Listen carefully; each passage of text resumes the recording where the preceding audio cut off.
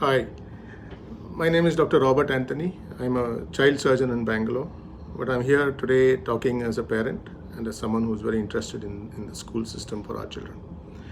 I recently saw a forward in one of the parents' groups, and I just want to read the first few lines so that you get the context of what I'm going to talk about. This is written by a parent with no name. It said that online classes by private schools has exposed the poor quality of teachers across the country.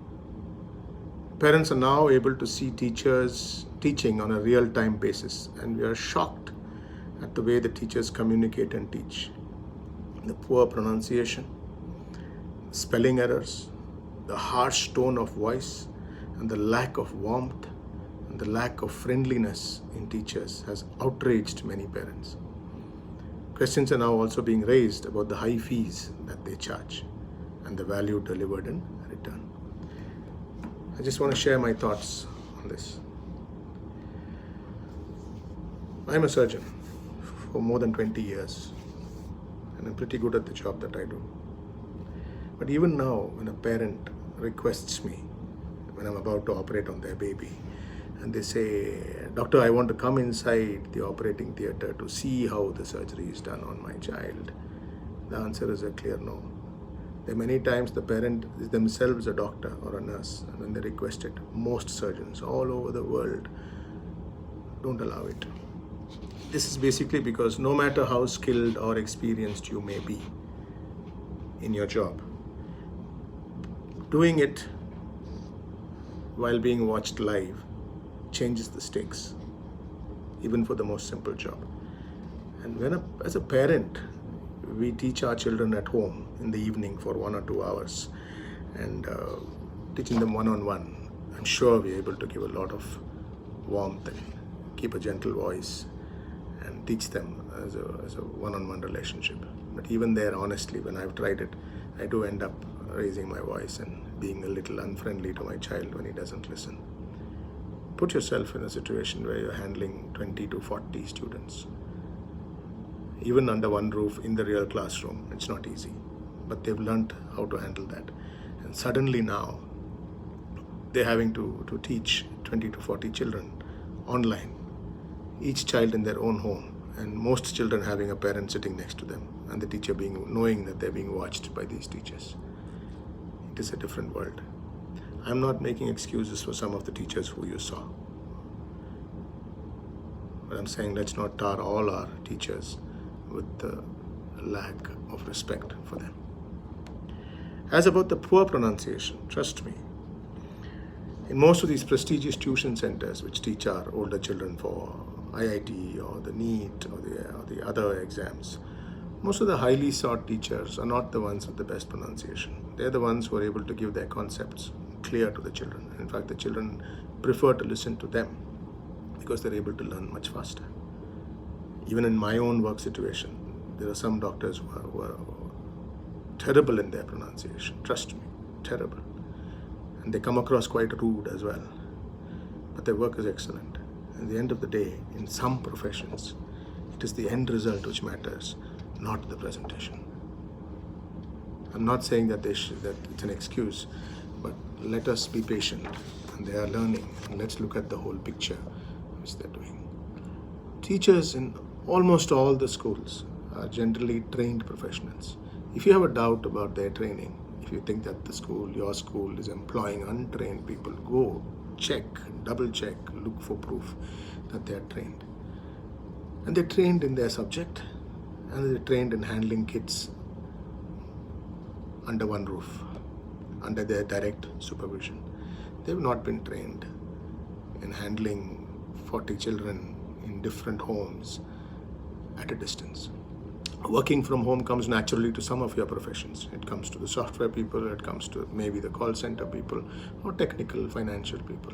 It doesn't adapt itself to schools very easily or to hospitals very easily. I'm struggling. I'm doing online consultations now because of the corona period, and it's really hard. And I tell my patients, I said, look, I can do this much on a telephone session with you, but if I can't figure it out, I'll have to wait till you come back, and then I'll check again.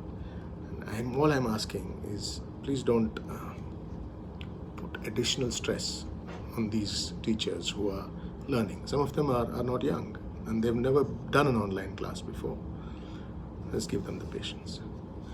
On a different note, during this Corona lockdown period, I have been watching a lot of online videos of home cooking recipes and really enjoying it, and I'm watching and learning.